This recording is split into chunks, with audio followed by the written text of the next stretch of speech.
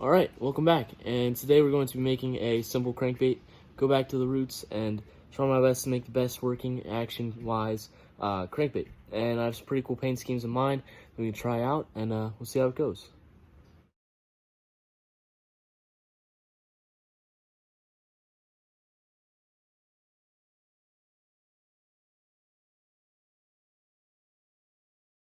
So after a little bit of drummeling, this is what I ended up with. Now I'm going to sand right after that, but besides being, like, everything else about this is going to be like a traditional crankbait. Besides the shape is a little bit unique, I guess, and I'll put up a picture here of what a normal crankbait looks like. So every other crankbait, if you go to the store, Cabela's, Bass Pro Shop, wherever you go, that's normally what you're going to see as a traditional crankbait. So this is just a little bit different, but other than that, this is all going to be a traditional style crankbait.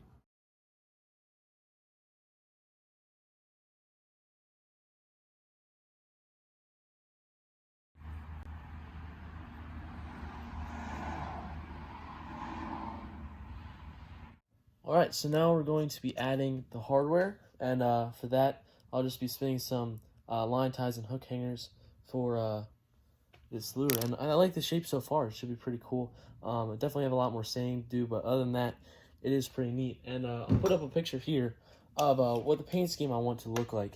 And I saw this on Instagram, actually, and I thought it was pretty cool to have that, like, wood grain showing. And I don't know, I've never done anything like that, so we'll see how it goes, but...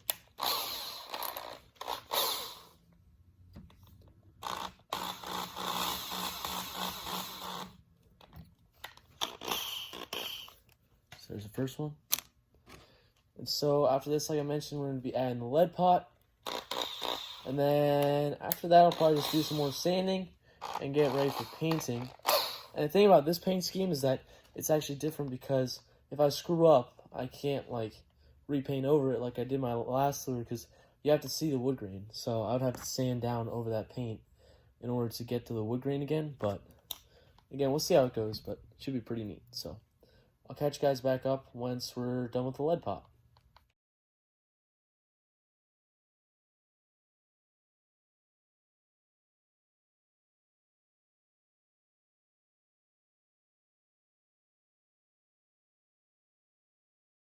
So I actually forgot to make a lip, so I'm going to do that real quick, and then we can add the lead and also the hardware.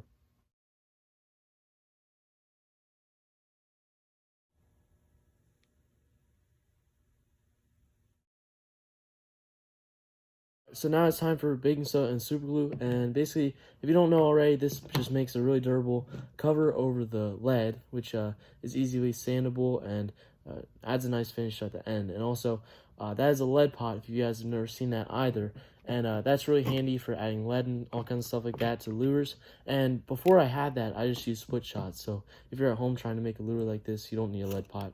You can just use split shots. But other than that, I'm just going to add this, sand it off, and then add some eye sockets for the lure, and then we're on to painting.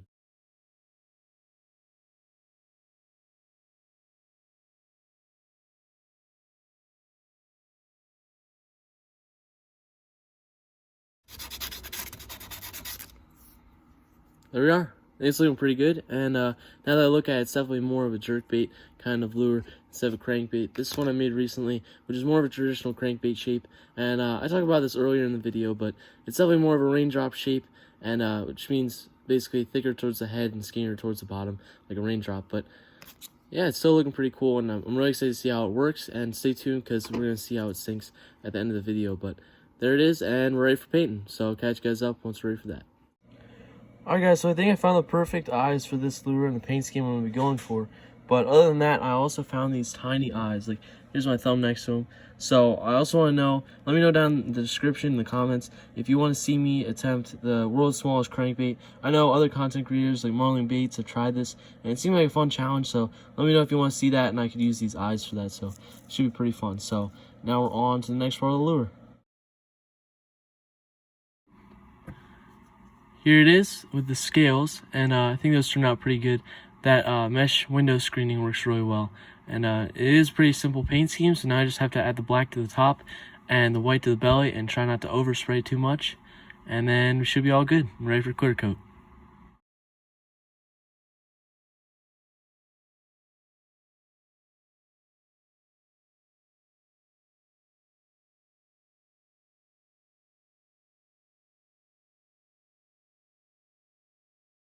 Alright, so now we're going to be adding this color shift. It is violet blue to green color shift, and it always ends up looking really cool. Add some sparkle to the top of the lure, and as you can see here, I have a bunch more of them, so I definitely want to use some of these in the next couple videos, or maybe in the future for some of those lures, so look out for these. And really all it is a translucent cover, and has some cool glitter effect on it, and adds some texture to the lure, and so should end up pretty neat. And then we just have to add the eyes and the clear coat, and then we're all done.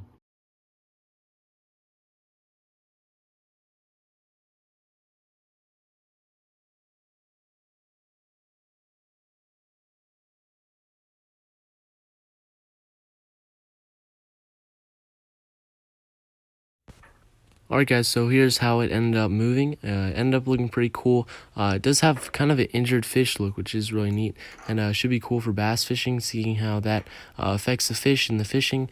But it did end up looking pretty cool, and the more that I make, the different kind of movement that it'll have. That's the cool thing about making your own lures and buying people's fishing lures that are handmade, is that they all have variations and different movements compared to store-bought lures. But it did end up looking pretty cool, and should end up pretty neat as I'm fishing with it. But it was kind of hard to use in the bathtub because there wasn't much water in there, and this was my only place that I could really test it out after school because it was getting dark. So this did end up pretty cool. I hope you guys enjoyed the build, and now you guys can see a final look at it.